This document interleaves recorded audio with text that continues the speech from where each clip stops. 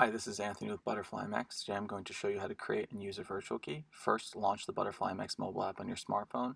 Then click the virtual keys icon at the bottom of the page. Next, click the plus symbol at the top right of the page. Next, you're going to name your virtual key.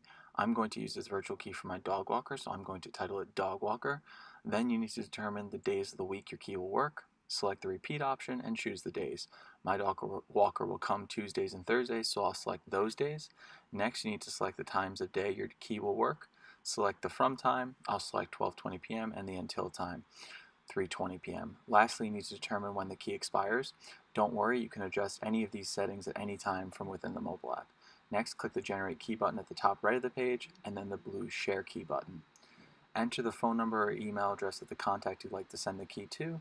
I'll enter my own phone number, then click the Send button at the top right of the page.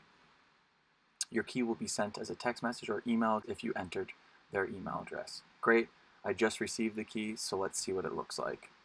Your recipient will receive some instructions about the key and a link to the key itself. When they click on the link, they'll see more details about the key, including the ability to save it in their Apple Wallet and the QR code. Now let's go downstairs and use the key at the intercom. First, we'll click on the virtual keys button on the intercom. Then we'll line up our virtual key or QR code with the intercom. Once lined up correctly, you'll hear a chime and see a notification that the door is open. There you have it, creating and using virtual keys with ButterflyMX.